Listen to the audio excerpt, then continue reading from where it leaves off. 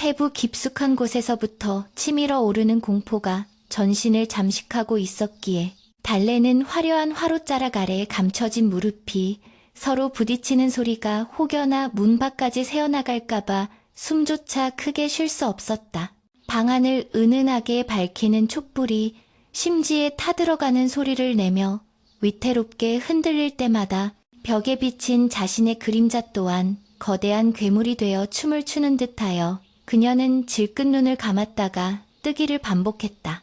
얼굴에 찍힌 연지곤지는 신부의 수줍은 홍조를 나타내는 것이 아니라 마치 죄인에게 찍힌 붉은 낙인처럼 뜨겁게 달아올라 뺨을 태우는 듯 했고, 머리에 얹은 무거운 가채는 당장이라도 목을 짓눌러 숨통을 끊어놓을 듯한 압박감을 주었다. 이것은 혼례가 아니라 장례였고, 이 방은 신방이 아니라 생매장을 기다리는 무덤과 다를 바가 없었다. 그녀는 지금 조선 팔도에서 가장 명망 높다는 민대감댁의 장남 도현과 첫날 밤을 치르기 위해 앉아 있었으나 그 자리는 본디 자신의 것이 아니었으며, 만약 이 얇은 비단 옷 속에 감춰진 천한 몸종의 정체가 발각되는 순간 기다리는 것은 오직 참수형이나 멍석마리 뿐이라는 사실이 그녀의 뼛속까지 시리게 만들고 있었다. 시각은 자정을 향해 가고 있었고, 밖에서 들려오던 왁자지껄한 잔치 소리는 이제 잦아들어 간간히 들려오는 풀벌레 소리와 바람에 스치는 대나무 소리만이 정막을 채우고 있었다. 달래는 자신의 거칠고 투박한 손을 매끄러운 비단 치마폭 안으로 깊숙이 밀어넣으며 어젯밤 주인 김대감이 자신을 부르던 그 섬뜩했던 순간을 떠올리지 않을 수 없었다. 비가 추적추적 내리던 밤, 사랑채의 문이 열리고 김대감은 핏발선 눈으로 달래를 내려다보며 병으로 다 죽어가는 자신의 딸 서연 대신 가마에 오르지 않으면 네 어미의 약값을 끊는 것은 물론이요, 당장 멍석에 말아내다 버리겠노라고 으름장을 놓았었다. 서연이가 저 모양이니 혼례를 치를 수가 없다. 허남인 대감댁과의 혼사를 깰 수는 없는 노릇. 네가 가서 첫날 밤만 무사히 넘기거라. 날이 밝으면 서연이가 병이 깊어졌다고 핑계를 대어 친정으로 데려올 것이니 딱 하룻밤이다. 그 하룻밤만 속이면 네 어미와 너는 평생 호의호식하게 해주마. 김대감의 목소리는 제안이 아니라 악마의 속삭임이었고, 달래는 피를 토하며 누워있는 노모의 창백한 얼굴을 떠올리며 그 제안을 받아들일 수밖에 없었다. 방금 전까지 하객들의 축하를 받으며 초래청에서 절을 올릴 때 달래는 혹여나 고개를 들었다가 낯선 이들이 자신의 얼굴을 알아볼까봐 땅바닥에 코가 닿을 정도로 허리를 숙였었다. 민대감댁의 위세는 실로 대단하여 들어선 대문의 높이부터가 김대감댁과는 비교도 할 수 없을 만큼 웅장했고, 마당을 가득 메운 하인들의 숫자만 해도 수십에 달해 그녀를 더욱 주눅들게 만들었다. 신랑 도연의 얼굴은 제대로 보지도 못했다. 그저 얼핏 스쳐 지나간 푸른 관복자락과 절을 하기 위해 마주 섰을 때 느껴지던 서늘하고도 올곧은 기운만이 기억에 남았을 뿐이었다. 소문에 의하면 그는 성정이 대나무처럼 곧고 학식이 뛰어나 장차 정승판서가 될 제목이라 하던데, 그런 귀한 분을 속이고 가짜 신부 행세를 해야 한다는 죄책감이 공포와 뒤섞여 달래의 가슴을 난도질했다. 그녀는 본능적으로 치마 속의 손을 꼼지락거리며 바틸과 빨래로 인해 굳은 살이 박인 자신의 손가락 마디마디를 확인했다. 아무리 비단으로 몸을 감고 분칠을 하여 얼굴을 가린들 이 거친 손만큼은 그녀가 천한 종년이라는 사실을 웅변하고 있었기에 신랑이 들어와 손이라도 잡는다면 모든 것이 끝장날 것이라는 생각에 식은땀이 등줄기를 타고 흘러내렸다. 방 안의 공기는 무겁게 가라앉아 숨을 들이마실 때마다 폐가 찢어지는 듯한 통증이 느껴졌고, 벽에 걸린 족자의 산수화조차 그녀를 비웃는 듯하여 달래는 시선을 어디에 두어야 할지 몰라 방바닥의 화문석 무늬만을 하염없이 세고 있었다. 문득 문 밖에서 인기척이 느껴지자 달래의 심장이 걷잡을 수 없이 요동치기 시작했다. 저벅 저벅 저벅. 규칙적이고 힘있는 발자국 소리가 점점 가까워지고 있었다. 그것은 마치 저승사자가 영혼을 거두러 오는 발소리처럼 들렸고, 달래는 터져나오려는 비명을 삼키기 위해 아랫입술을 피가 맺히도록 깨물었다. 신랑이 오고 있었다. 이제 곧 저 문이 열리면 그녀는 세상에서 가장 고귀한 여인인 척 연기를 해야 했고, 낯선 사내에게 몸을 허락하거나 혹은 기지를 발휘해 이 밤을 넘겨야 했다. 하지만 도대체 무슨 수로? 서연 아가씨는 평소 시와 서화에 능하고 말투 또한 고상하기 그지없는데, 평생 부엌바닥을 기어다니며 살아온 자신이 어찌 그 흉내를 낼 수 있단 말인가? 김대감은 그저 입을 다물고 수줍은 척만 하라고 했지만 그것이 말처럼 쉬운 일이 아님을 달래는 본능적으로 알고 있었다. 발자국 소리가 문 앞에서 뚝 멈추었다. 문풍지 너머로 사내의 검은 그림자가 길게 드리워졌고, 달래는 그 그림자가 마치 거대한 짐승이 먹잇감을 노려보는 형상 같다고 생각하며 오들오들 떨었다. 잠시 동안의 침묵이 흘렀다. 그 짧은 찰나가 달래에게는 억겁의 시간처럼 느껴졌고, 그녀는 차라리 지금이라도 문을 박차고 나가 모든 사실을 고하고 용서를 빌까 하는 충동에 사로잡혔다. 하지만 그러면 어미는 약 한 첩 써보지 못하고 고통 속에 죽어갈 어미의 얼굴이 눈앞에 아른거려 그녀는 주먹을 꽉 쥐었다. 죽더라도 어미를 살리고 죽자. 설사 오늘 밤 내 목이 달아나더라도 김대감이 약속한 약값만은 받을 수 있도록 끝까지 버텨야 한다. 달래는 마음속으로 수없이 되뇌며 떨리는 어깨를 억지로 진정시키려 애썼다. 그때 굳게 닫혀있던 문고리가 천천히 돌아가는 소리가 들렸다. 끼익. 오래된 경첩이 비명을 지르며 문이 열리자 밤바람이 훅 하고 밀려들어와 방 안의 촛불을 거세게 흔들었다.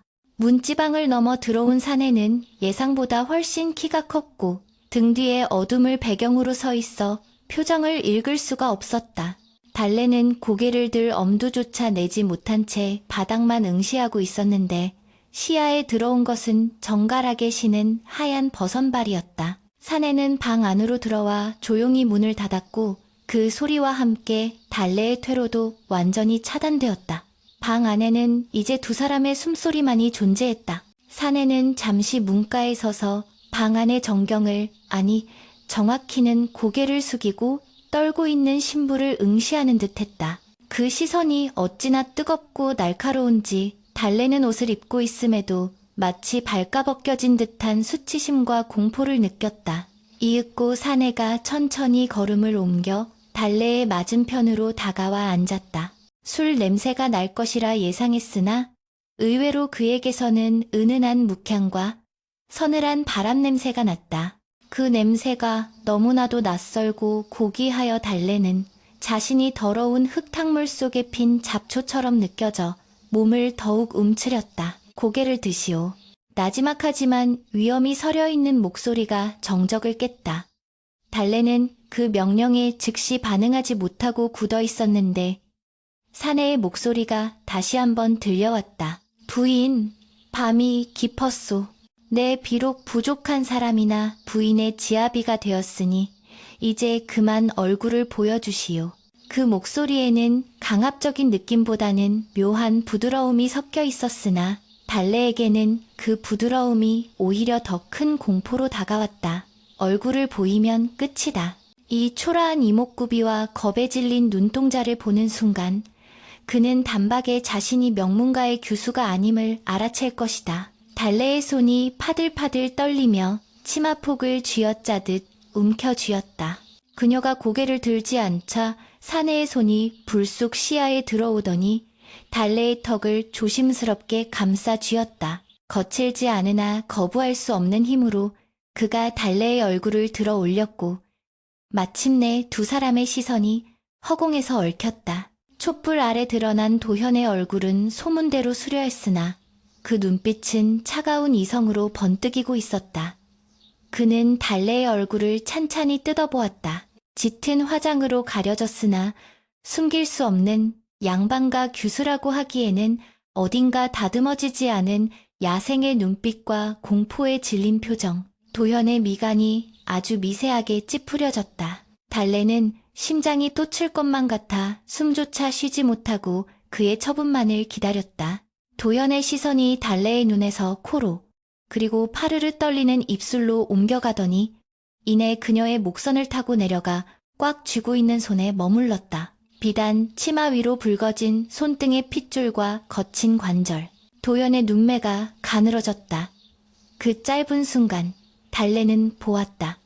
그의 눈동자 속에 스쳐 지나가는 의욕의 빛을. 손이 참으로 고생을 많이 한 손이구려. 도현이 의미심장한 말을 던지며 달래의 손을 잡으려 손을 뻗었다. 달래는 화들짝 놀라 손을 뒤로 감추려 했으나 도현의 손이 더 빨랐다. 그가 달래의 손목을 낚아채듯 잡았고 그 순간 달래는 억눌러왔던 비명을 짧게 터뜨렸다. 아! 단말마 같은 비명이 방 안에 울려 퍼졌다. 도현은 잡은 손을 놓지 않은 채 달래의 손바닥을 펼쳐 굳은 살을 확인했다. 붓을 쥐어 생긴 굳은 살이 아니었다. 이것은 호미를 쥐고 빨래 방망이를 두드리며 생긴 노동의 흔적이었다. 도현의 눈이 날카롭게 빛나며 달래의 얼굴을 다시 쏘아보았다. 서연 낭자라 들었소만 규방의 아가씨 손바닥에 이리도 험한 굳은 살이 박혀있을 줄은 몰랐소. 그의 목소리는 더 이상 부드럽지 않았고 서리빨 같은 추궁이 담겨 있었다. 달래는 전신이 마비되는 듯한 공포 속에서 입을 때려 했으나 목소리가 나오지 않았다. 변명을 해야 했다. 취미로 가꾸는 화초 때문이라고, 혹은 어릴 적 장난을 좋아해서라고 둘러대야 했다. 하지만 김대감의 으름장과 병든 어미의 얼굴이 뒤섞여 머릿속이 하얗게 변해버린 탓에 그녀는 그저 덜덜 떨며 눈물만 그렁그렁 매달 뿐이었다. 그때였다. 밖에서 다급한 발자국 소리가 들리더니 누군가 문을 두드렸다. 도련님, 큰일 났습니다. 사랑채의 불이. 하인의 외침이 채 끝나기도 전에 창호지 너머로 붉은 화광이 어른거리는 것이 보였다. 도현은 잡고 있던 달래의 손을 거칠게 놓고 자리에서 벌떡 일어났다. 불이라니.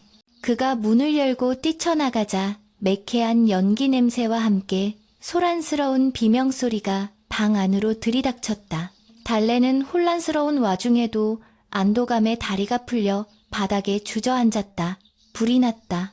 누군가에게는 재앙일지 모르나 지금 달래에게는 하늘이 내린 기회였다. 도현이 나간 열린 문 틈으로 붉은 불길이 밤하늘을 수놓는 광경을 바라보며 달래는 이 소란을 틈타 어떻게든 위기를 모면해야겠다고 생각했다. 하지만 동시에 방금 전 자신의 손을 잡고 의심 가득한 눈으로 쏘아보던 도현의 그 차가운 눈빛이 뇌리에 박혀 떠나지 않았다. 첫날 밤은 이렇게 엉망진창으로 시작되었고 이것은 앞으로 닥쳐올 거대한 운명의 서막에 불과함을 달래는 직감적으로 깨닫고 있었다. 새벽녘이 되어서야 소란스럽던 불길은 겨우 잡혔으나 매캐한 연기 냄새는 여전히 안채의 깊숙한 곳까지 스며들어 달래의 코끝을 맴돌고 있었다.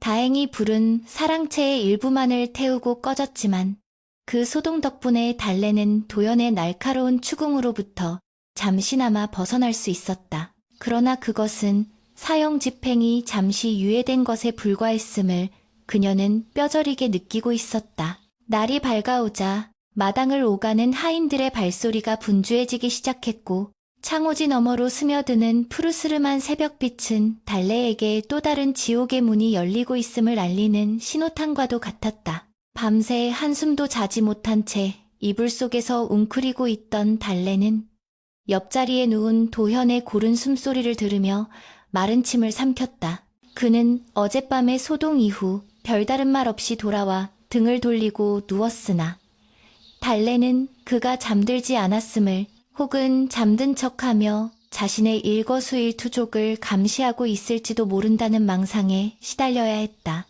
이제 곧 날이 완전히 밝으면 시부모님께 무난 인사를 올려야 했고 수많은 하인들이 지켜보는 가운데 밥을 먹고 차를 마시며 양반과 며느리의 흉내를 내야 했다. 밥숟가락 하나 잡는 법, 걸음걸이 하나조차 천한 습관이 배어있는 자신이 과연 그들의 눈을 속일 수 있을까?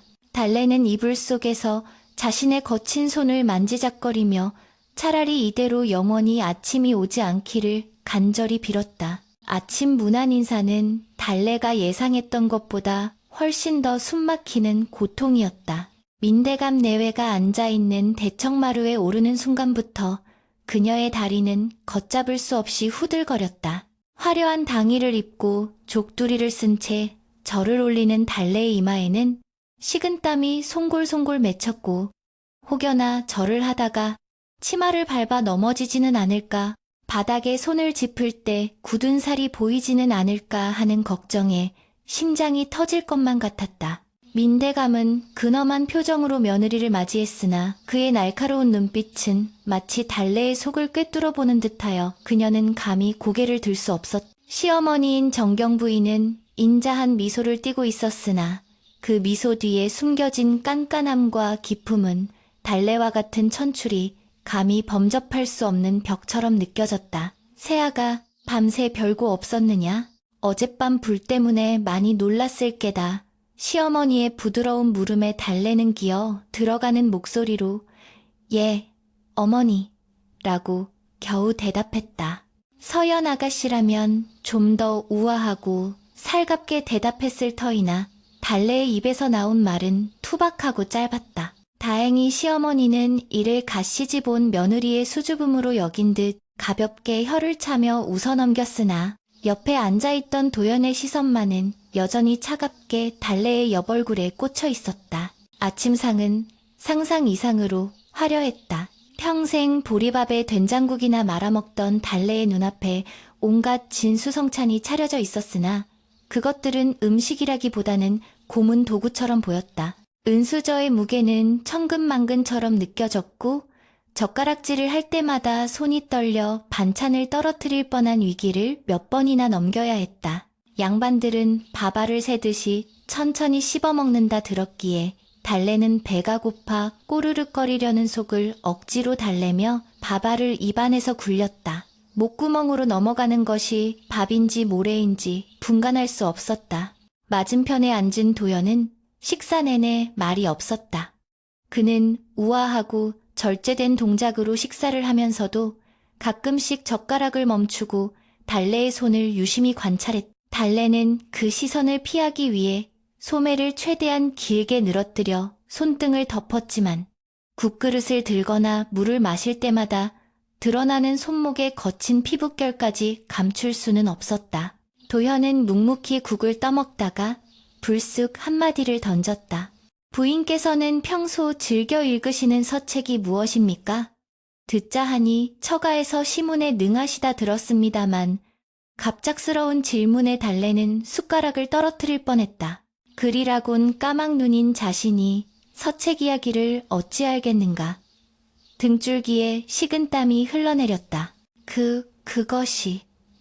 달래는 머릿속이 하얗게 변하여 말을 더듬었다. 서연 아가씨가 평소 읽던 책 제목이라도 주워들었더라면 좋았을 것을 그녀가 아는 것이라곤 부엌대기들이 나누던 잡담과 민요 가사뿐이었다.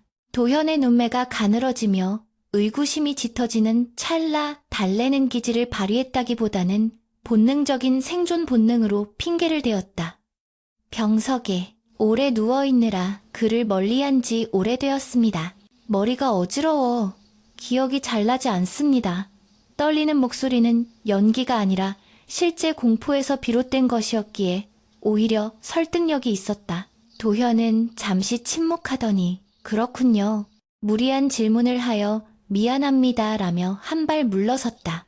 그러나 그의 말투에는 여전히 개운치 않은 뒷맛이 남아있었다. 그는 달래가 단순히 아파서 기억을 못하는 것이 아니라 무언가 숨기고 있다는 것을 직감적으로 느끼는 듯했다. 식사를 마치고 숭늉을 마시는 동안에도 방 안에는 팽팽한 긴장감이 감돌아 숨쉬기조차 버거웠다. 식사가 끝나고 도연이 사랑채로 물러가자 달래는 비로소 안채의 방 안에 홀로 남겨질 수 있었다. 그러나 혼자 남겨진 시간 또한 고역이었다. 평생 몸을 움직여 일하는 것에 익숙해진 그녀에게 가만히 방석 위에 앉아 자수를 놓거나 책을 읽는 시녀을 하는 것은 감옥에 갇힌 것보다 더한 고통이었다. 방 안 구석에 쌓인 먼지가 눈에 들어오자 달래는 저도 모르게 치마를 걷어올리고 걸레를 찾으려 두리번거렸다. 그러다 문득 거울에 비친 자신의 모습을 보고 소스라치게 놀라 멈췄다. 비단 저고리에 옷가락지를 낀 여인. 거울 속의 여인은 자신이 아니었다. 너는 이제 종년 달래가 아니다. 서연 아가씨다. 그녀는 최면을 걸듯 중얼거렸지만 굳은 살 박인 손은 여전히 근질거렸고 밖에서 들려오는 마당 쓰는 소리에 몸이 먼저 반응하려 했다. 그때 방문 밖에서 아씨, 친정에서 사람이 왔습니다 라는 하녀의 목소리가 들렸다. 달래는 심장이 철렁 내려앉았다. 친정이라니 김대감 댁에서 사람이 왔단 말인가? 들어온 사람은 김대감 댁의 안방마님을 모시는 나이든 유모였다. 그녀는 주위를 두리번거린 후 방문을 닫고 달래 앞으로 다가와 보찜 하나를 내려놓았다. 마님께서 보내신 옷가지와 패물입니다. 유모의 목소리는 깍듯했으나 눈빛만은 싸늘하기 그지없었다. 그녀는 달래에게 가까이 다가와 보찜을 푸는 척하며 남들이 듣지 못할 낮은 목소리로 속삭였다. 대감마님께서 전하라는 말씀이 있다. 한시도 딴 마음을 먹지 말라. 내 어미의 목숨이 네 혀끝에 달려있음을 명심해라. 만약 네 정체가 탈로나 쫓겨나는 날에는 내 어미는 그날로 거적에 말려 산에 버려질 것이다. 유모의 말은 비수처럼 달래의 가슴을 후벼 팠다. 달래는 공포에 질려 고개를 끄덕일 수밖에 없었다. 유모는 만족스러운 듯 비릿한 미소를 지으며 겉으로는 다정하게 몸조리 잘하시고 어서 쾌차하시어 떡두꺼비 같은 손자를 안겨드리세요. 라고 큰 소리로 말한 뒤 방을 나갔다. 달래는 유모가 두고 간 보찜을 끌어안고 소리 없는 오열을 토해냈다. 화려한 비단옷과 패물들은 축하의 선물이 아니라 입을 다물라는 뇌물이자 협박의 증거물이었다. 그날 오후 달래는 답답함을 이기지 못하고 안채 뒤편의 화단으로 나갔다. 방 안에만 갇혀 있다가는 미쳐버릴 것만 같아서였다. 화단에는 이름 모를 잡초들이 무성하게 자라 화초들의 기운을 빼앗고 있었다. 달래는 주위를 살핀 뒤 아무도 보는 이가 없음을 확인하고는 조심스럽게 쭈그리고 앉아 잡초를 뽑기 시작했다. 흙냄새가 코끝에 닿자 비로소 숨통이 트이는 것 같았다. 그녀의 손놀림은 거침이 없었고 순식간에 화단 한쪽이 말끔해졌다. 흙 묻은 손으로 이마의 땀을 닦으려던 찰나 인기척이 느껴져 고개를 들었다. 그곳에는 도현이 서 있었다. 언제부터 서 있었는지 모를 그는 뒷짐을 진 채 묘한 표정으로 달래를 내려다보고 있었다. 양반집 규수가, 그것도 병약하다던 여인이 흙바닥에 주저앉아 능숙한 솜씨로 풀을 뽑고 있는 모습. 그것은 그에게 충격적이면서도 기이한 광경이었다. 달래는 너무 놀라 엉덩방아를 돋치며 뒤로 물러났다. 서방님. 흙투성이가 된 손을 감추며 그녀는 얼굴이 붉게 달아올랐다. 도연은 천천히 다가와 달래가 뽑아놓은 잡초 더미를 보았다. 뿌리까지 야무지게 뽑힌 잡초들은 결코 초심자의 솜씨가 아니었다. 부인께서는 원예에도 조예가 깊으신가 봅니다. 그의 말투는 비꼬는 것인지 감탄하는 것인지 알 수 없었다. 달래는 급히 일어나 옷매무새를 다듬으며 변명거리를 찾았다. 그저 꽃들이 답답해 보여서 저도 모르게. 도연은 흙이 묻은 달래의 코끝을 바라보며 피식 짧은 웃음을 터뜨렸다. 그 웃음은 비웃음이라기보다는 어처구니 없다는 듯한, 그러나 싫지만은 않은 듯한 미소였다. 양반과 여인들은 흙을 만지는 것을 천하게 여깁니다. 허나 부인의 손에 묻은 흙은 왠지 더러워 보이지 않는군요. 도연은 알 수 없는 말을 남기고는 다시 사랑채로 발걸음을 옮겼다. 달래는 멍하니 그의 뒷모습을 바라보았다. 그는 알고 있는 걸까? 아니면 그저 괴짜 부인이라 여기는 걸까? 도연의 태도는 살얼음판 위를 걷는 달래에게 혼란만을 가중시켰다. 밤이 깊어 다시 잠자리에 들 시간이 되었다. 도연은 서책을 읽다가 불을 끄고 자리에 누웠다. 어둠 속에서 달래는 눈을 말똥말똥 뜬 채 천장을 바라보고 있었다. 긴장이 풀리지 않아 잠이 오지 않았다. 그때 옆에 누운 도연이 나지막하게 물었다. 손이 많이 거칠더군요. 낮에 보니 힘도 세시고 어둠 속이라 그의 표정은 보이지 않았지만 목소리는 바로 귓가에서 들리는 듯 선명했다. 달래는 침을 꿀꺽 삼켰다. 예전에 절에 요양 갔을 때 소일거리를 좀 했습니다. 서연 아가씨가 절에 요양을 갔었다는 이야기를 언뜻 들은 기억이 나 급히 둘러댔다. 절에서 바틸이라도 하셨소? 도연의 되물음에 달래는 더 이상 대꾸할 말이 없어. 예. 라고 짧게 답하고는 돌아누웠다. 등 뒤에서 도연의 한숨 소리가 들렸다. 그리고 잠시 후 그가 혼잣말처럼 중얼거리는 소리가 들려왔다. 이상하군. 소문으로 듣던 서연 낭자와는 너무도 달라. 그 말은 달래의 심장을 버차매는 사슬이 되어 그녀를 깊은 악몽의 구렁텅이로 끌고 들어갔다. 꿈속에서 그녀는 붉은 가마에 갇혀 불길에 휩싸였고 밖에서는 김대감이 웃으며 문을 걸어 잠그고 있었다. 살려주세요, 어머니. 달래는 비명을 지르며 깨어났다. 눈을 뜨니 식은땀으로 흠뻑 젖어 있었고 도연이 걱정스러운 눈빛으로 그녀의 어깨를 흔들고 있었다. 부인? 가위라도 눌리신 게요? 그의 손길은 따뜻했으나 달래는 그 따뜻함이 언제 차가운 칼날로 변할지 몰라 몸을 떨며 그를 밀쳐냈다. 바람에 실려 담장을 넘어온 것은 향기로운 매화향이 아니라 코끝을 찌르는 매캐한 쑥 태우는 냄새와 비릿한 구토의 악취였다.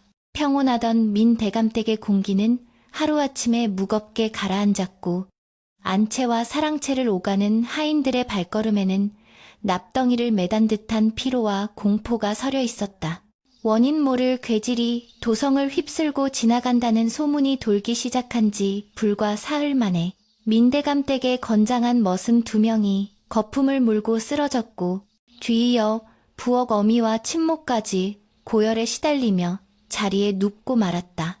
의원을 부르려 백방으로 사람을 보냈으나 도성 안의 모든 의원들이 역병을 잡느라 눈코 뜰 새 없다며 문전박대를 당하기 일쑤였다. 집안에는 신음소리가 끊이지 않았고 정경 부인마저 충격으로 몸져눕자 집안의 기강은 걷잡을 수 없이 흔들리기 시작했다. 달래는 자신의 방 문틈으로 마당을 가로지르는 하인들의 다급한 모습을 지켜보며 가슴 한구석에서 끓어오르는 뜨거운 무언가를 느꼈다. 그것은 단순히 전염병에 대한 공포가 아니라 눈앞에서 죽어가는 사람들을 보면서도 아무것도 할 수 없었던 지난날의 무력감에 대한 분노, 그리고 본능적으로 꿈틀거리는 생명에 대한 연민이었다. 어미가 아파 누웠을 때 돈이 없어 약 한 첩 쓰지 못하고 발만 동동 구르던 기억이 그녀의 심장을 옥죄어왔다. 아가씨, 문을 닫으셔요. 역신이 방 안으로 들어오면 큰일입니다. 몸종아이가 겁에 질린 얼굴로 달래의 방문을 닫으려 했으나 달래는 떨리는 손으로 문고리를 잡아 제지했다. 아니다. 문을 열어다오. 그녀의 목소리는 단호했다. 지금 이 순간 그녀는 비단옷을 입은 가짜 아가씨 서연이 아니라 산전수전을 겪으며 끈질기게 살아남은 천민 달래였다. 그녀는 알고 있었다. 이 병은 굶주림과 더위가 겹쳐오는 열병의 일종이며 초기에 열을 잡고 도끼를 빼내지 않으면 멀쩡한 사람도 사흘을 넘기기 힘들다는 것을 시골 장터에서 약재상 어깨너머로 배운 지식과 산을 타며 직접 풀을 뜯어 어미에게 먹였던 경험들이 그녀의 머릿속을 스치고 지나갔다. 양반들은 의서에 적힌 대로 귀한 약재만을 찾겠지만 당장 들판에 널린 쓴바귀 뿌리와 버드나무 껍질만 다려 먹어도 고열은 잡을 수 있었다. 달래는 화려한 당이를 벗어던지고 움직이기 편한 무명 저고리로 갈아입었다. 치마폭을 허리춤에 단단히 묶고 머리에 꽂혀있던 옥비녀 대신 헝겊으로 머리카락을 질끈 동여맸다. 거울 속에 비친 모습은 영락없는 종년의 모습이었으나 그 눈빛만은 그 어느 때보다도 맑고 강인하게 빛나고 있었다. 달래가 부엌으로 들어서자 남아있던 하인들이 기겁을 하며 물러섰다. 아씨, 여기가 어디라고 들어오십니까? 당장 나가셔야 합니다. 하인들의 만류에도 아랑곳하지 않고 달래는 소매를 걷어붙이며 외쳤다. 사람이 죽어나가는데 법도가 대수인가? 지금 당장 뒷산에 가서 버드나무 껍질을 벗겨오고 광에 있는 묵은 쑥을 전부 꺼내오너라. 그리고 큰 가마솥에 물을 가득 채워라. 평소 수줍음 많고 말수 적던 새아기 씨의 서리빨 같은 호령에 하인들은 얼어붙은 듯 멍하니 서 있었다. 달래가 답답하다는 듯 부직갱이를 들어 아궁이를 가리키며 다시 한번 소리쳤다. 뭣들 하느냐? 썩 움직이지 못할까? 내 말이 말 같지 않은 게냐? 그 기백에 눌린 하인들은 홀린 듯이 움직이기 시작했다. 누구는 물을 길어 나르고 누구는 산으로 뛰었다. 달래는 직접 칼을 들고 약초를 썰기 시작했다. 탁, 탁, 탁, 탁. 도마 위에서 울리는 칼질 소리는 경쾌하고도 정확했다. 그것은 규방에서 자란 여인의 솜씨가 아니라 수천 번, 수만 번 칼을 잡아본 사람만이 낼 수 있는 숙련된 장인의 소리였다. 도현은 사랑채에서 의서를 뒤적이며 답답한 마음을 달래고 있었다. 집안이 쑥대밭이 되었는데도 자신이 할 수 있는 일이 고작 책을 읽는 것뿐이라는 사실이 그를 괴롭혔다. 그때 어디선가 낯선 활기가 느껴졌다. 죽음의 그림자가 드리워졌던 집안 공기가 미묘하게 바뀌고 있었다. 그는 호기심에 이끌려 안채 쪽으로 발걸음을 옮겼다. 부엌 쪽에서 왁자지껄한 소리와 함께 구수한 약 냄새가 풍겨왔다. 도현이 부엌 문가에 도착했을 때 그는 자신의 눈을 의심해야 했다. 그곳에는 자신의 아내가 명문가의 규수인 서연 낭자가 소매를 걷어붙이고 땀방울을 흘리며 커다란 주걱으로 솥단지를 저어대고 있었다. 얼굴에는 시커먼 숯검정이 묻어 있었고 이마에 맺힌 땀방울이 턱을 타고 뚝뚝 떨어지고 있었으나 그녀는 전혀 개의치 않는 듯했다. 불이 약하다. 장작을 더 넣어라. 이 약은 센 불에 확 끓여내야 독성이 빠진다. 그녀가 하인들을 지휘하는 모습은 마치 전장을 지휘하는 장수와도 같았다. 도현은 숨을 죽이고 기둥 뒤에 숨어 그 광경을 지켜보았다. 충격적이었다. 그러나 그 충격은 불쾌감이 아니라 가슴 밑바닥에서부터 솟구쳐 오르는 기이한 전율이었다. 달래가 끓여낸 탕약은 쓰러진 하인들에게 차례로 먹여졌다. 그녀는 거적 위에 누워 신음하는 노비의 머리맡에 앉아 더러운 토사물을 닦아내고 직접 숟가락으로 약을 떠먹였다. 조금만 참으시오. 이 약을 먹으면 살 수 있어. 나도 어미를 이렇게 살렸단 말이오. 달래가 무의식 중에 내뱉은 말은 도현의 귓가에 선명하게 박혔다. 나도 어미를 이렇게 살렸다. 양반집 규수가 어미를 직접 약초로 살렸다니? 도현의 미간이 좁혀졌다. 그러나 지금 그의 눈에 들어오는 것은 그녀의 신분에 대한 의심보다 생명을 살리기 위해 자신의 모든 것을 내던진 한 여인의 숭고한 헌신이었다. 달래는 밤이 깊도록 환자들 곁을 떠나지 않았다. 열이 오른 이의 몸을 밤새 물수건으로 닦아주고 갈라진 입술을 적셔주었다. 그녀의 손길이 닿는 곳마다 고통에 일그러졌던 얼굴들이 편안하게 펴지는 기적이 일어났다.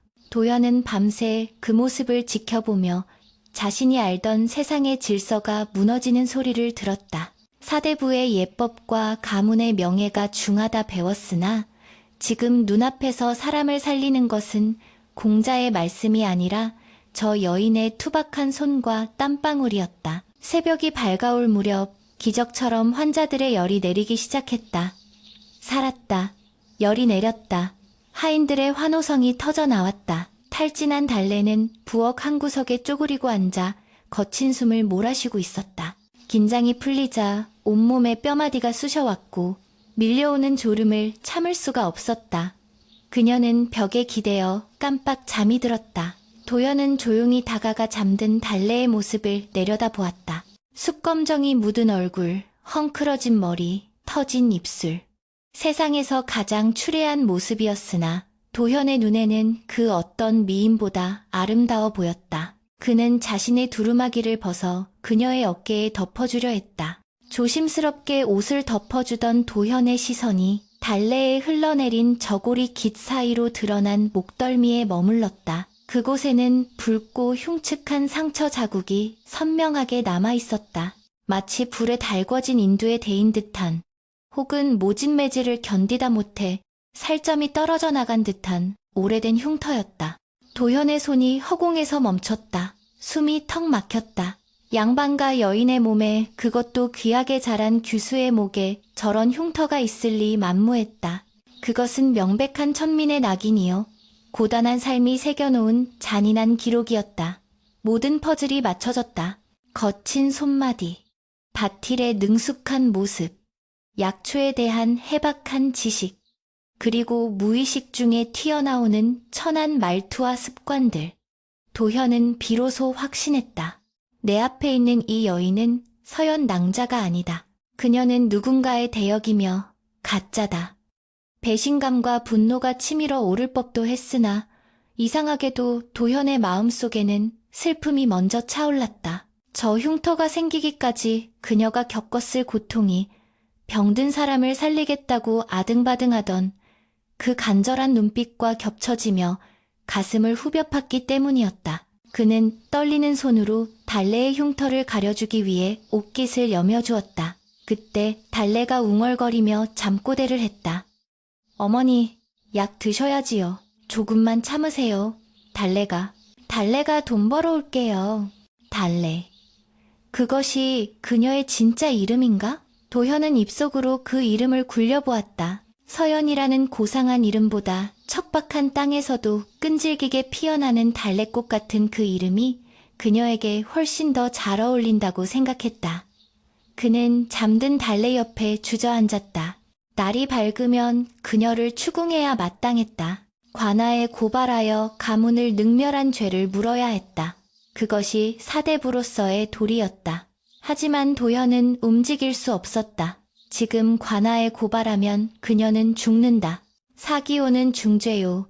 양반을 속인 죄는 능지처참을 당해도 할 말이 없는 대죄였다. 저토록 치열하게 사람을 살려낸 손을 가진 여인을 내 손으로 사지로 몰아넣을 수 있을까? 도연의 내면에서 격렬한 갈등이 휘몰아쳤다.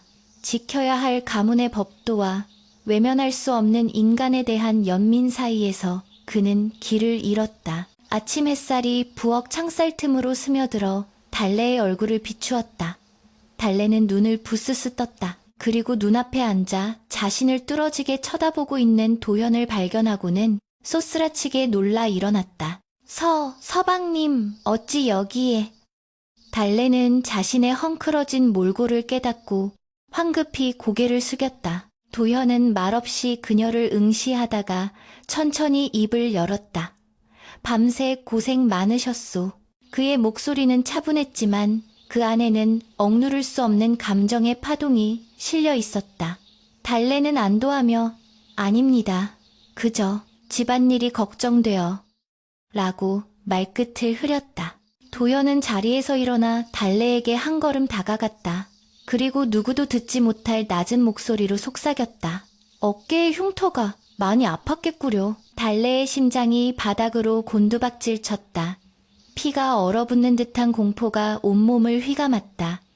그녀는 반사적으로 자신의 목덜미를 감싸주며 뒷걸음질 쳤다. 공포에 질려 하얗게 질린 달래의 눈동자가 도현의 눈동자와 마주쳤다. 도현의 눈빛은 더 이상 의심하는 자의 것이 아니었다. 그것은 모든 것을 알고 있는 자의, 그러나 심판을 유예한 자의 복잡하고도 슬픈 눈빛이었다. 서연 낭자. 도연이 다시 그녀를 불렀다. 하지만 그 호칭은 이제 껍데기에 불과함을 두 사람 모두 알고 있었다. 내 방으로 가서 씻고 옷을 갈아입으시오. 사람들이 봅니다. 도현은 그 말을 남기고 뒤도 돌아보지 않고 부엌을 나갔다. 달래는 다리에 힘이 풀려 그 자리에 주저앉고 말았다. 들켰다. 모든 것이 끝났다. 이제 곧 포졸들이 들이닥칠 것이다. 그러나 이상하게도 도현은 그녀를 바로 끌어내지 않았다. 그가 자신을 살려둔 이유가 무엇인지, 그 침묵의 의미가 무엇인지 달래는 알 수 없었다. 다만 확실한 것은 그와 자신 사이에 돌이킬 수 없는 강이 흐르기 시작했다는 사실뿐이었다. 그녀가 심은 생명의 씨앗이 싹을 틔워 사람들을 살렸으나 정작 자신의 운명은 벼랑 끝으로 내몰리고 있었다. 마당을 가로지르는 찬바람이 앙상한 나뭇가지를 흔들며 스산한 울음소리를 내던 그날 오후, 민대감 댁의 육중한 대문이 쾅 하고 열리며 들이닥친 것은 부고후거를 알리는 하얀 상복을 입은 사내들이었다. 그들의 손에는 곡소리를 내는 요령 대신 굵은 오랏줄과 몽둥이가 들려 있었고 그 뒤로 김대감이 핏발선 눈을 번뜩이며 성큼성큼 들어오고 있었다. 사랑채에서 책을 읽던 도현과 안채에서 불안에 떨며 바느질을 하던 달래는 그 소란에 놀라 동시에 마당으로 뛰쳐나왔다. 김대감은 마당에 들어서자마자 대청마루에 서 있는 달래를 발견하고는 짐승처럼 포효하며 손가락질을 해댔다. 전연이다. 저 천하의 요망한 년을 당장 포박해라. 영문을 몰라 당황한 민대감과 정경 부인이 뛰쳐나와 사돈. 이게 대체 무슨 행패요? 라고 묻기도 전에 김대감의 하인들이 득달같이 달려들어 달래의 팔을 뒤로 꺾고 무릎을 꿇렸다.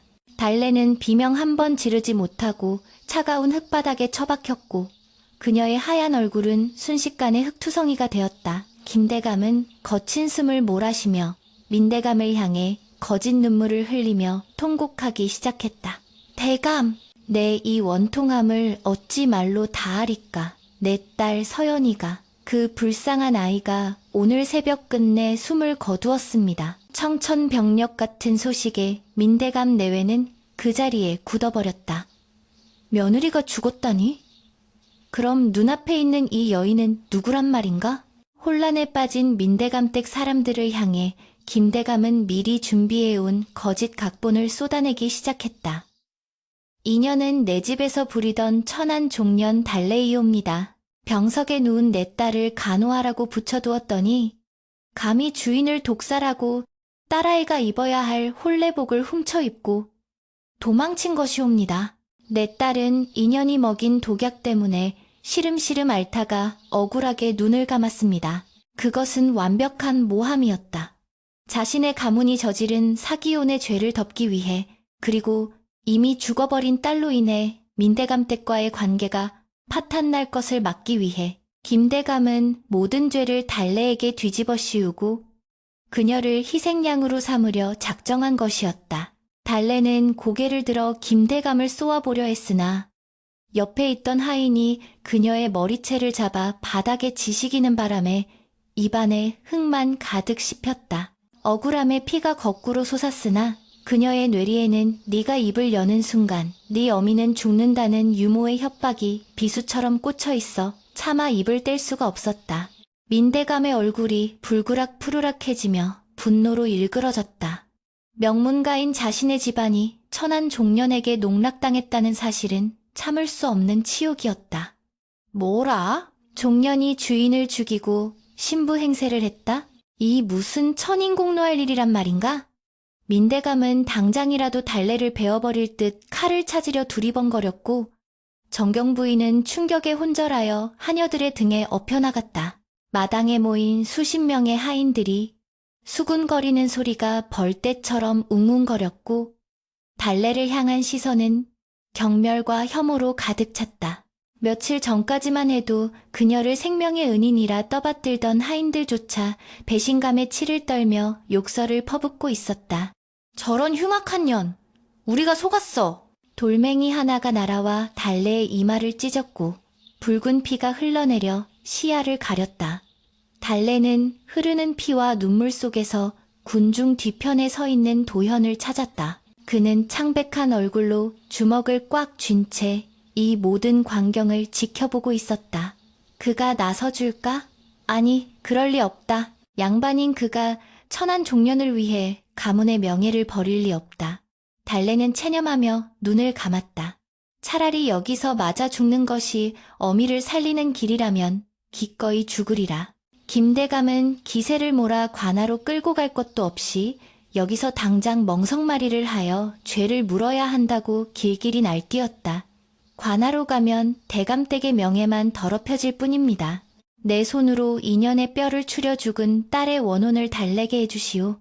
민대감 역시 분노에 눈이 멀어 고개를 끄덕였다. 곧바로 마당 한가운데에 멍석이 깔리고 굵은 몽둥이를 든 덩치 큰 사내들이 달래를 에워쌌다. 달래가 거친 손길에 의해 멍석 위로 끌려가 눕혀지는 순간 그녀는 공포에 질려 와들와들 떨면서도 입술을 깨물어 비명을 참아냈다. 어미의 얼굴, 쭈글쭈글한 손으로 자신의 손을 잡고 미안하다며 울던 어미의 얼굴만이 어둠 속에서 유일한 빛처럼 떠올랐다. 어머니, 부디 오래 사세요. 이 못난 딸은 먼저 갑니다. 몽둥이가 높이 치켜들려졌고 사내의 기합 소리와 함께 바람을 가르는 소리가 들렸다. 딱! 둔탁한 타격음이 마당을 울릴 것이라 예상했던 그 순간 몽둥이는 허공에서 멈추었다. 누군가가 사내의 팔을 낚아챈 것이었다. 멈추시오. 천둥 같은 호령이 마당을 뒤흔들었다. 모든 이들의 시선이 한 곳으로 쏠렸다. 그곳에는 도현이 서 있었다. 평소에 온화하던 서생의 모습은 온데간데 없고 그의 눈에서는 시퍼런 불꽃이 일렁이고 있었다. 도현은 몽둥이를 든 하인의 팔을 꺾어 내동댕이 치고는 멍석 위에 쓰러져 있는 달래의 앞을 가로막고 섰다. 김대감이 당황하여 소리쳤다. 사위! 지금 뭐 하는 짓인가? 저녀는 자네의 처를 죽인 살인자일세. 민대감 역시 혀를 차며 꾸짖었다. 도현아, 비켜라. 저런 더러운 년에게 자비를 베풀 가치조차 없다. 그러나 도현은 꿈쩍도 하지 않았다. 그는 오히려 무릎을 꿇고 앉아 피투성이가 된 달래의 얼굴을 자신의 소매로 닦아주었다. 그 손길이 어찌나 다정하고 애틋한지 보는 이들의 숨을 쉽게 만들었다. 도현은 천천히 몸을 일으켜 김대감을 정면으로 노려보았다. 장인어른, 아니, 김대감, 하늘이 무섭지도 않으십니까? 어찌 손바닥으로 하늘을 가리려 하십니까? 도현의 섯을 퍼런 일갈에 김대감은 흠칫 뒤로 물러섰다. 무슨 소린가? 도현은 품속에서 달래가 쓴 탕약 처방전과 그녀가 밤새 환자들을 돌보며 기록한 일지를 꺼내어 마당에 흩뿌렸다. 종이들이 바람에 날려 김대감의 발치에 떨어졌다. 살인자라 하셨습니까? 사람을 죽이고 도망친 흉악한 년이라 하셨습니까? 그렇다면 보십시오.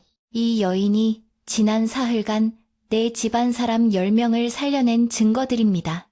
독사를 꾀한 자가 어찌 밤을 새워가며 노비들의 고름을 빨고 약을 다린단 말입니까? 도현의 목소리는 절규에 가까웠다. 하인들이 웅성거리기 시작했다. 맞다. 우리를 살린 것은 저 아기씨였다. 도현은 계속해서 말을 이었다. 나는 이미 알고 있었습니다. 첫날 밤 이 사람의 손에 박힌 굳은 살을 본 순간부터, 목덜미에 새겨진 저 흉터 자국을 본 순간부터 이 사람이 서연낭자가 아님을 알고 있었습니다. 장내가 찬물을 끼얹은 듯 조용해졌다. 민대감이 믿을 수 없다는 듯 물었다. 알고 있었다고? 알면서도 묵인했단 말이냐? 도현은 아버지를 향해 고개를 숙이지 않고 똑바로 바라보며 말했다. 예, 알았습니다. 허나 아버님, 가짜와 진짜란 무엇입니까? 비단 옷을 입고 고상한 척하며 뒤로는 병든 자식을 대신해 힘없는 종을 사지로 내모는 저 김대감이 진짜 양반입니까? 아니면 천한 신분으로 태어났으나 죽어가는 생명을 살리기 위해 자신의 안위를 돌보지 않고 헌신한 이 여인이 진짜 귀한 사람입니까? 도연의 목소리는 마당의 공기를 찢어놓을 듯 강렬했다. 그는 다시 달래를 가리키며 외쳤다. 이 사람은 내 아내입니다. 가문의 정략에 의해 맺어진 껍데기 부부가 아니라 생과 사를 넘나드는 현장에서 마음으로 맺어진 나의 진정한 지아비이자 지엄이란 말입니다. 달래는 멍하니 도현을 올려다보았다. 눈물이 하염없이 흘러내려 피와 뒤섞였다. 그가 다 알고 있었다니, 알면서도 자신을 지켜주려 했다니, 평생 천대받으며 살아온 자신의 삶을 송두리째 보상받는 듯한 기분에 가슴이 미어졌다. 김대감은 궁지에 몰리자 더욱 악을 썼다. 닥쳐라! 네가 미치지 않고서야 종년에게 홀려 폐륜을 저지르는구나. 여봐라, 저놈도 같이 묶어라. 김대감의 하인들이 머뭇거리며 다가오려 하자 도연은 옆에 떨어져 있던 몽둥이를 집어들고 바닥을 내리쳤다. 콰직 몽둥이가 부러지며 파편이 튀었다. 누구든 내 부인에게 손가락 하나라도 되는 자는 내 목을 먼저 베고 가야 할 것이다. 그 기백은 흡사 호랑이와 같아서 아무도 감히 접근하지 못했다. 민대감은 아들의 저토록 결연한 모습을 처음 보았다. 항상 순종적이고 책만 읽던 아들이 한 여인을 지키기 위해 세상 모든 것과 맞서고 있었다. 그때 대문 밖에서 암행어사 출두요라는 우렁찬 소리와 함께 역졸들이 들이닥쳤다.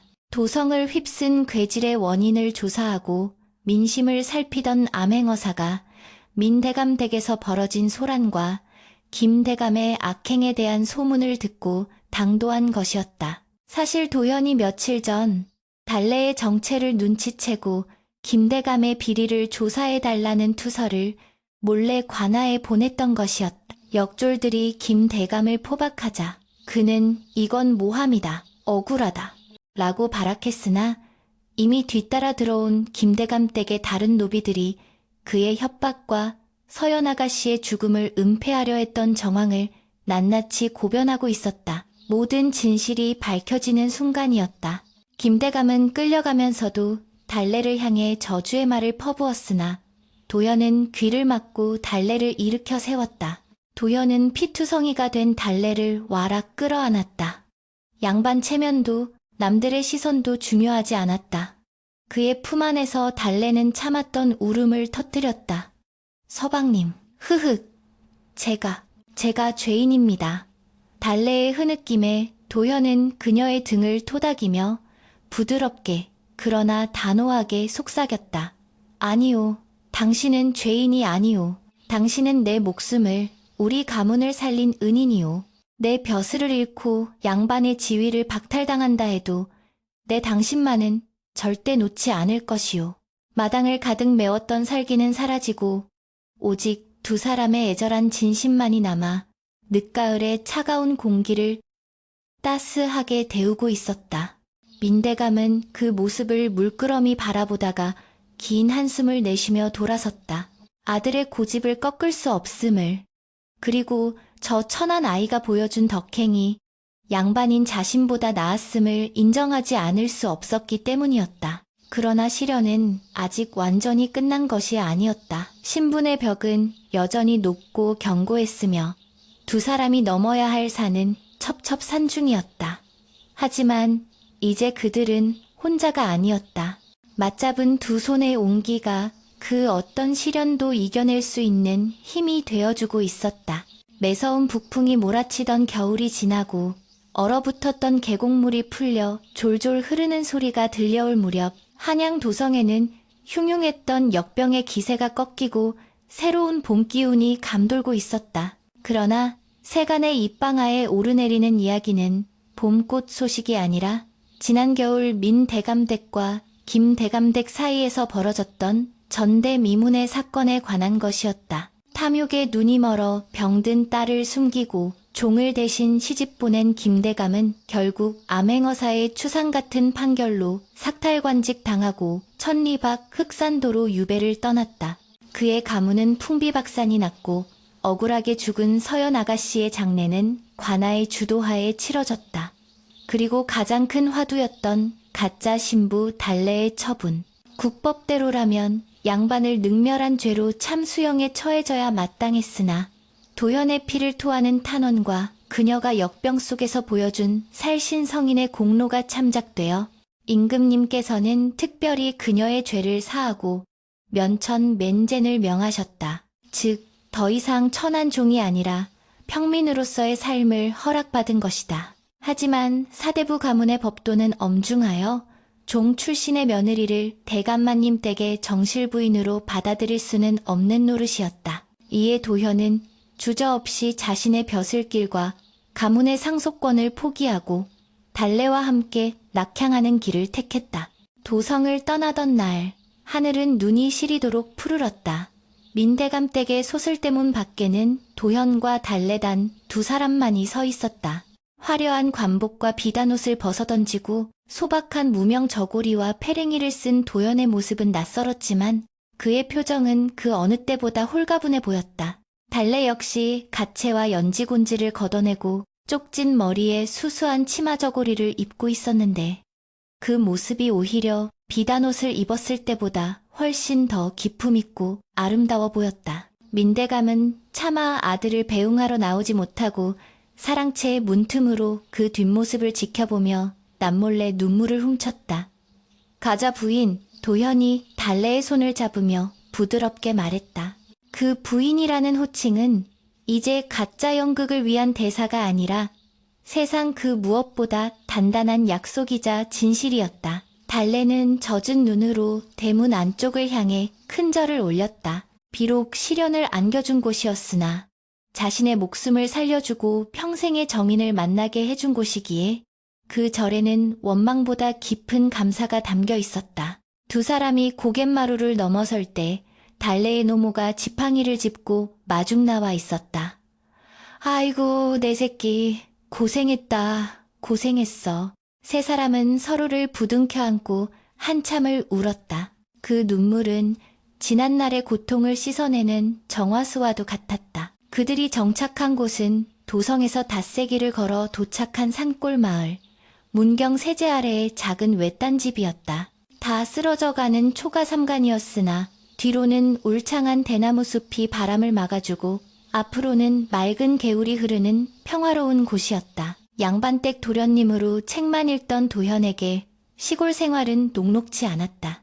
장작을 패다가 도끼자루를 놓쳐 발등을 붙일 뻔하기도 하고 아궁이에 불을 지피다 연기를 잔뜩 마셔 눈물 콧물을 쏟는 일이 다반사였다. 그럴 때마다 달래는 배를 잡고 웃으며 도연에게 부직갱이 다루는 법, 호미 쥐는 법을 하나하나 가르쳐 주었다.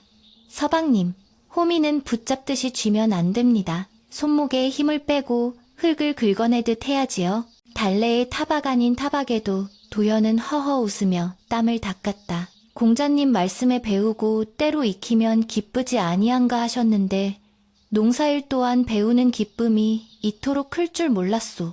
그는 진심으로 즐거워했다. 흙을 만지고 땀을 흘려 얻은 밥 한 공기가 백성들의 고열을 짜내어 차린 진수성찬보다 훨씬 달고 귀하다는 것을 몸소 깨달아가고 있었다. 계절이 몇 번 바뀌고 도연의 하얗던 손에도 달래처럼 단단한 굳은 살이 박이기 시작했다.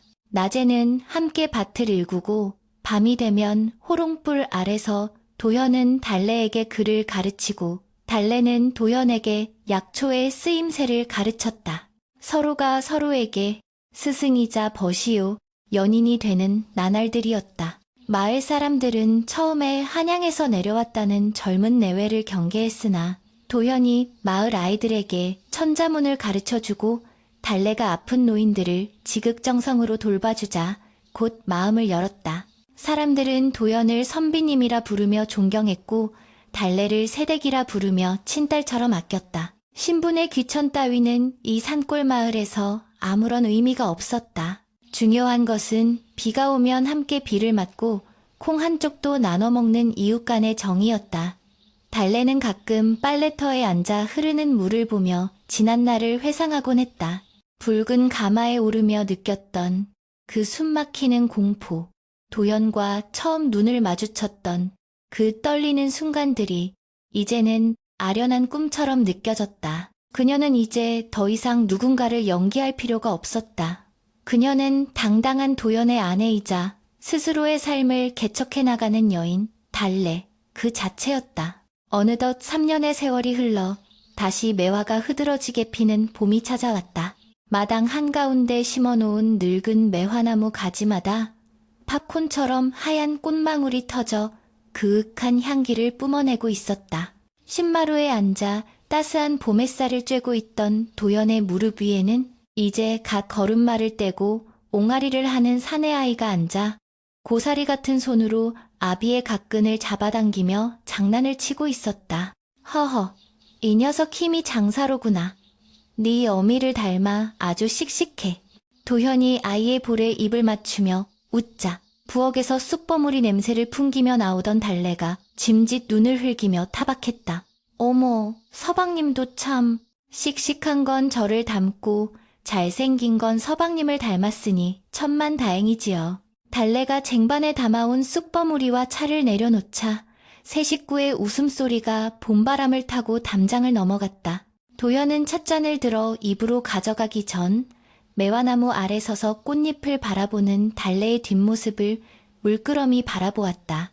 바람에 흩날리는 꽃빛 속에 서 있는 그녀의 모습은 그 옛날 화려한 비단옷을 입고 떨고 있던 가짜 신부의 모습과는 비교할 수 없을 만큼 눈부셨다. 거친 무명 치마를 입었지만 그녀에게서 풍겨나오는 기품은 내면의 단단함과 선함에서 우러나오는 진짜였다. 도현은 자리에서 일어나 달래의 뒤로 다가가 조용히 그녀의 어깨를 감싸 안았다.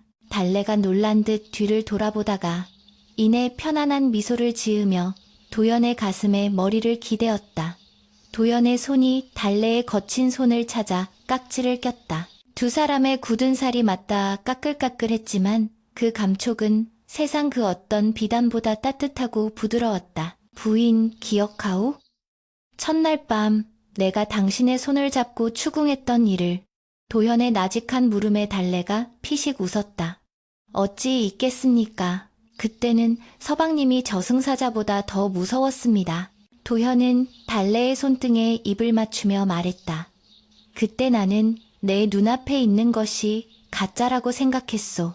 허나 지금 돌이켜보니 그때 내가 보았던 굳은 살과 상처야말로 당신이 살아온 치열한 삶의 증거이자 가장 진실한 아름다움이었소.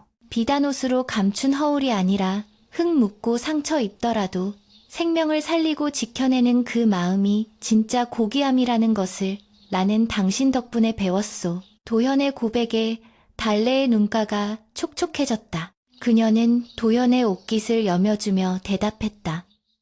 저 또한 서방님 덕분에 알았습니다. 태어난 신분이 사람을 만드는 것이 아니라 곁에 있는 사람을 귀히 여기는 마음이 사람을 만든다는 것을요. 저는 지금 이 초가삼간이 대궐보다 좋고 서방님과 함께하는 이 시간이 천하를 얻은 것보다 행복합니다.